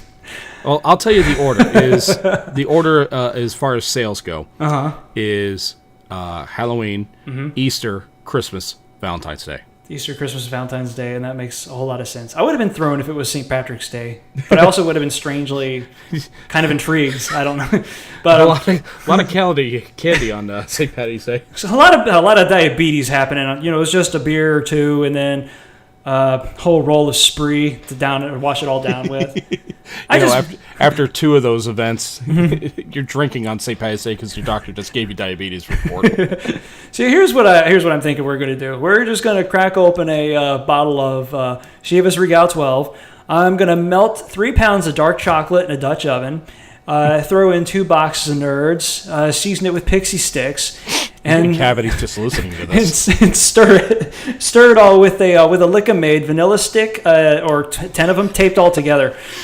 And throw in a Toblerone just for the shits.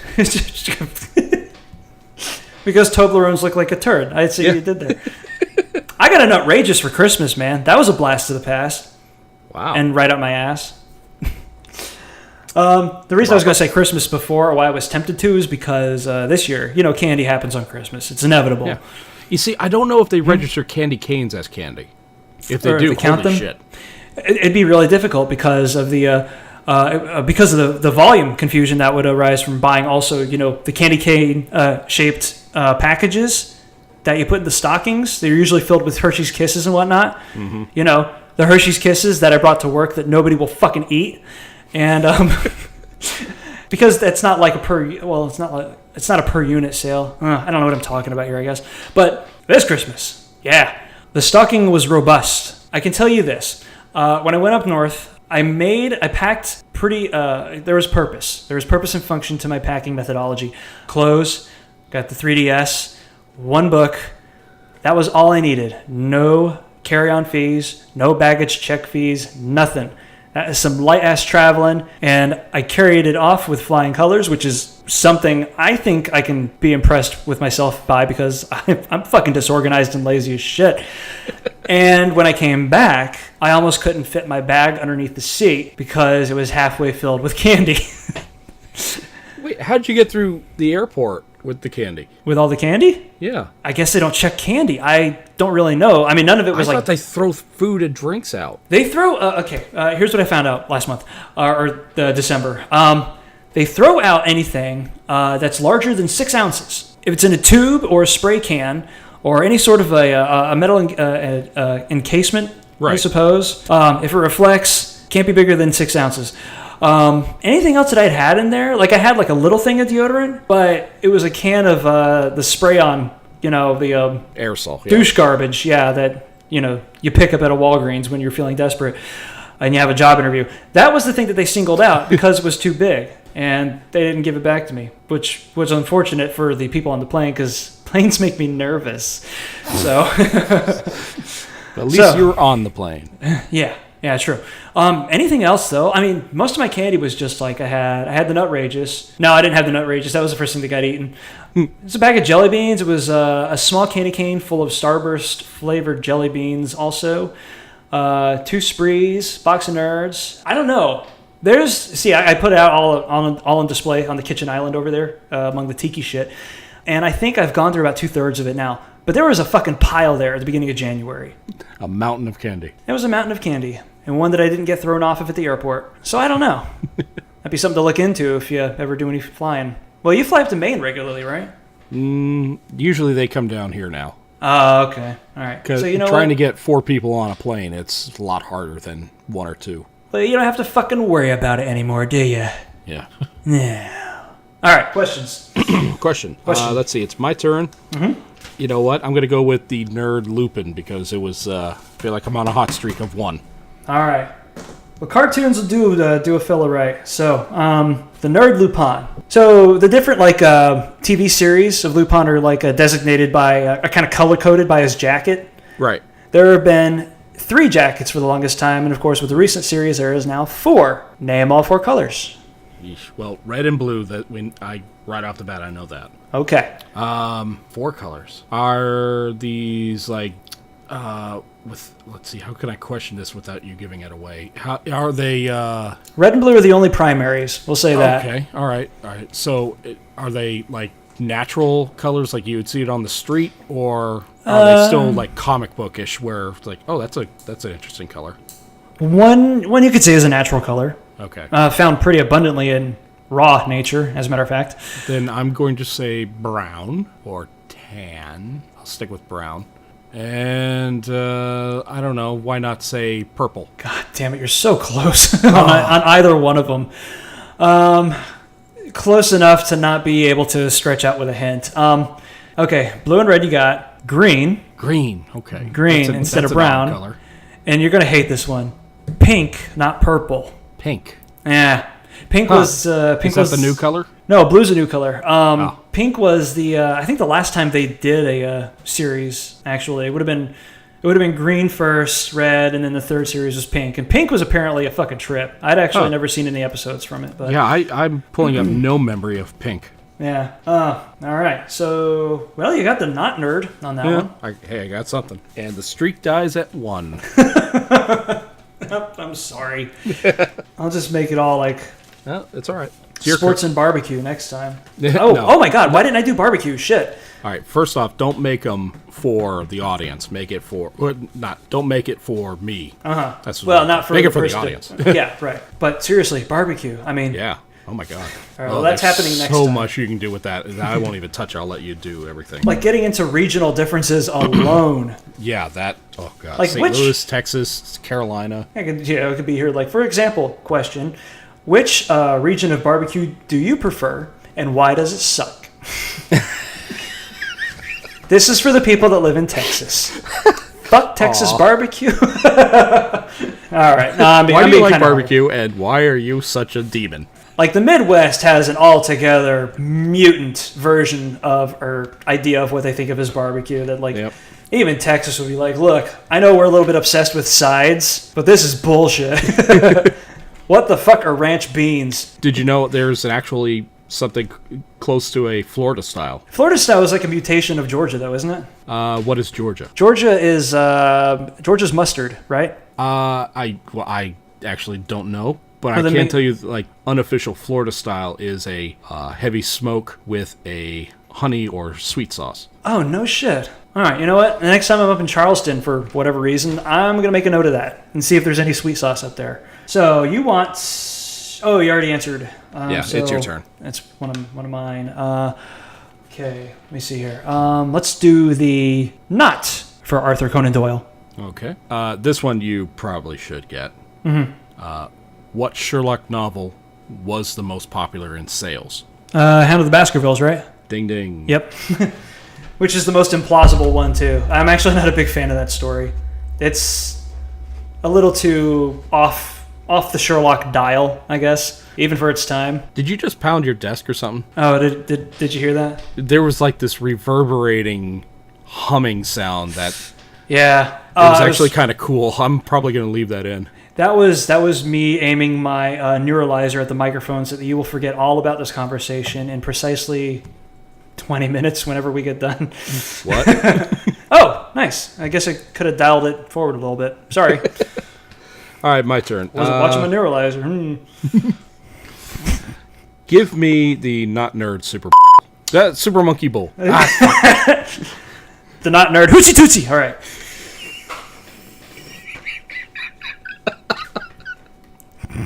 I miss Craig.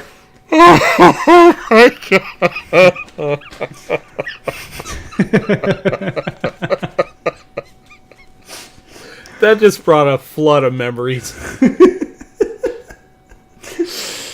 I'll wait for you to come down from that. Okay. All right. I'm good. Excuse me. I'm good. All right. What was it? The not nerd? Correct. Liberty Gibbet? Okay. For commercials. So, we're back in 1984. Mm-hmm. Super Bowl 18. Commercial comes up. It's directed by Ridley Scott. What is a commercial for? Coke. And who... No. Okay. Hold on.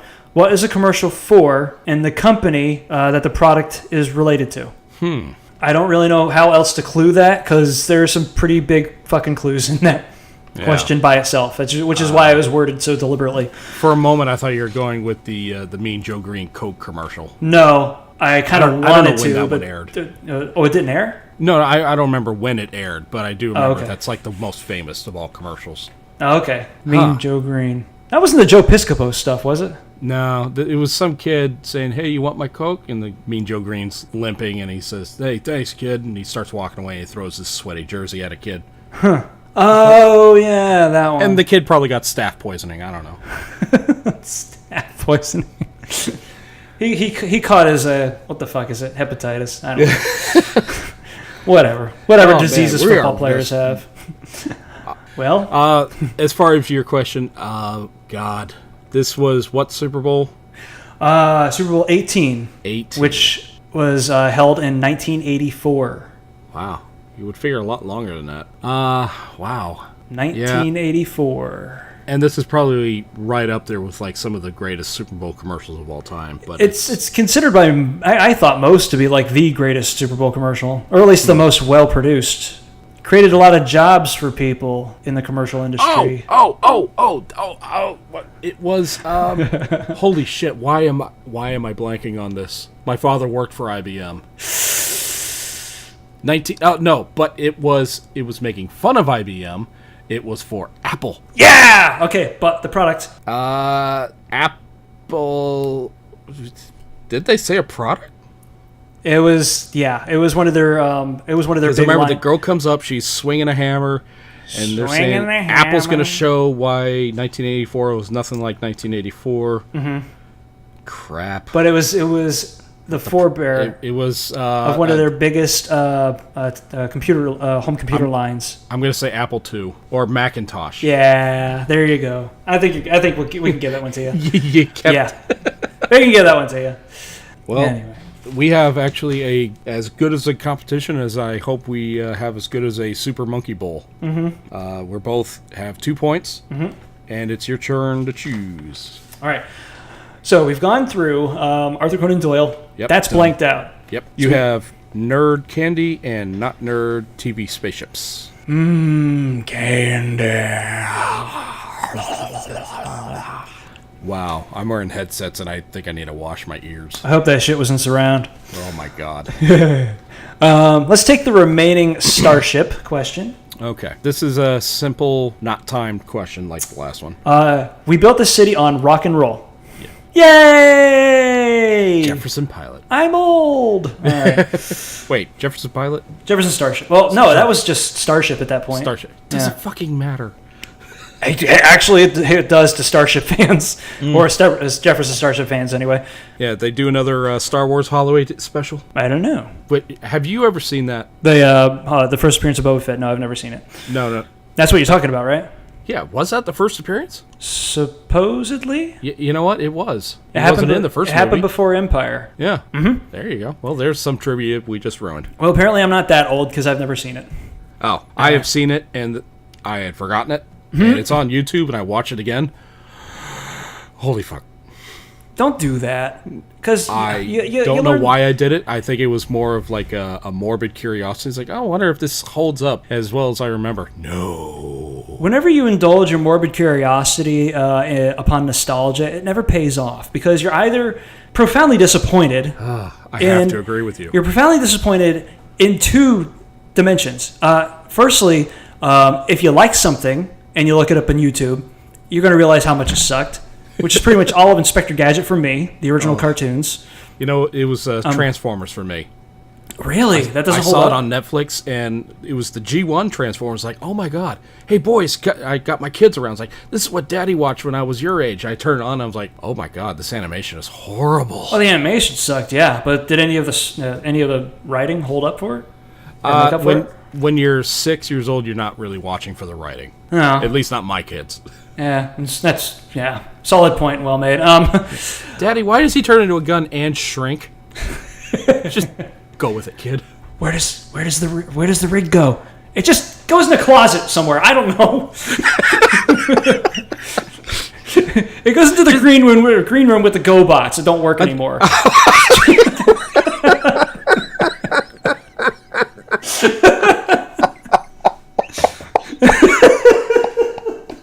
The Kmart Transformers. Man, I had some GoBots. I actually liked them. I had Psykill. I had a few. I had one that I didn't realize till years later the character was actually female. Oh, that's right. Yeah, GoBots beat Transformers to the gender punch by a couple of years, didn't they? Yeah, but you could tell by looking at it. That's true. Honestly, it's a fucking robot, so I don't know how that mattered to the Transformers physiology, if it even did. But I think they could have taken that one step further, though. They could have had like some feminine-looking Transformers that had male voices and some extremely masculine-looking Transformers that were voiced by female voice actors. I think that would have, so many social problems nowadays might be easily avoided if that was our first confrontation with like personal identity and shit. Is robots, in disguise. This really skinny one that's pink and kind of has like a boof is voiced by Harvey Fierstein.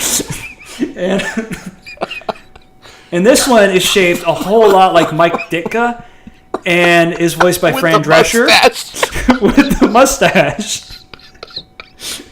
And we would be used to that, It transforms into a Zamboni.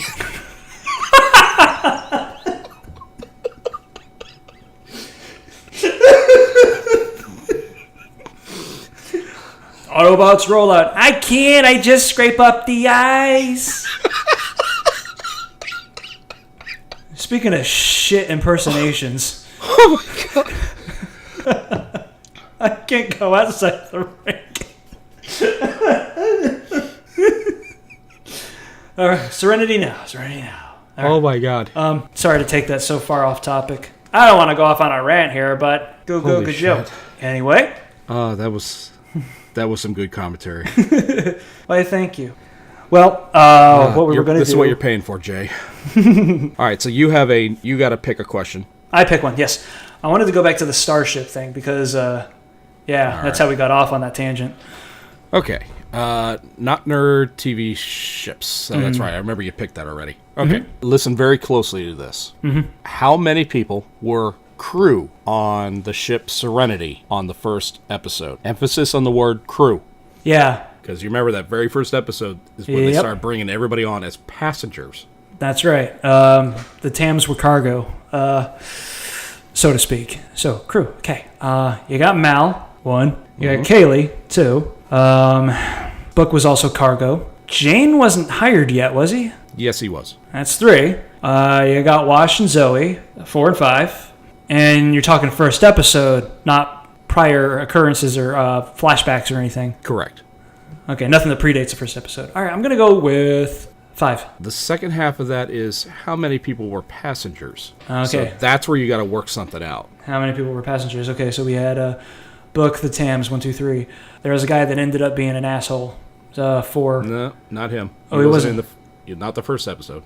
Oh. I know who you're thinking of too, but there is one character you're not remembering. Shit, and it's a passenger character, right? Here's where you're gonna have to figure that out. Well, when you think of the character. Well, yeah, I mean, it was both of the TAMs. Simon was trying to smuggle his sister onto the ship, so technically the ship was, or River was luggage, but I'm kind of counting them both as passengers anyway. Okay. Oh, so that's what you're saying, that one of them shouldn't be passengers. No, I will tell you you're on the right track with that. Okay. There is still somebody you're forgetting. What the fuck? What the fuck? What the fuck, man?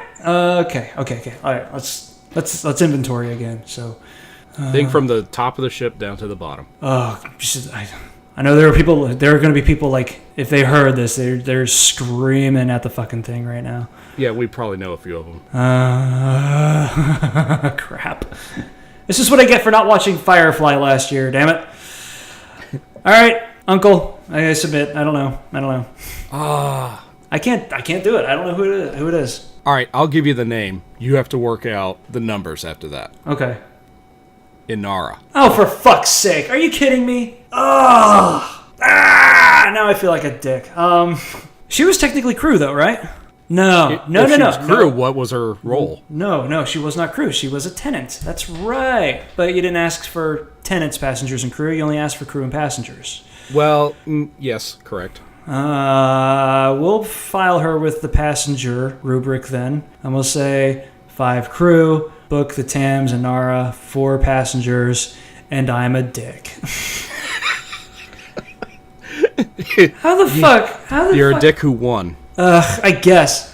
Damn. Yes, I should have forgotten about Jane first. I guess he did have some really good dialogue, though, so maybe. Yep. Obviously, Malcolm Reynolds was the captain. Zoe Washburn, the first mate. Wash was the pilot. Jane was the hired gun. Kaylee was the engineer. Then, yes, everybody else was passengers, even though Inara does pay rent. The other 4 were passengers. Oh, you see, that's the thing. That's how I recognize or associate with characters, is generally their dialogue, because I'm fucking shallow, I suppose. They didn't give Inara a whole lot in the way of sound bites. Yeah, I remember the one occurrence where she finds out that like Jane has a town named after him, and she's like, ugh, and that was funny. But that's pretty much it. Ugh, damn it. I'm a pretty fucking piss poor nerd, man. I'm not even gonna be able to sleep. No sleep. I'm sure the drink will help you get through it. No sleep till Firefly. Dun, dun, dun. All right, this part of the show is where we do the recommendations, where each of us gives something that's coming up in the future or something that we really strongly suggest that you go and check it out. My recommendation for this show is for a TV show that comes out in just a few days. Thursday the 11th on True TV is Those Who Can't. And if you haven't heard of this show, the marketing for this show alone is worth checking out. I don't know, Corey, have you seen some of the things I've shared on Facebook? Yeah, I have. And now for saliency's sake, the show isn't out yet, but you've seen some, I'm guessing, like advanced material and such. Yeah, I've already seen a couple episodes. The show is actually available, I believe, on iTunes right now. You could buy the whole thing and watch it now if you want, or you could watch it on the weekly basis when it comes out on True TV.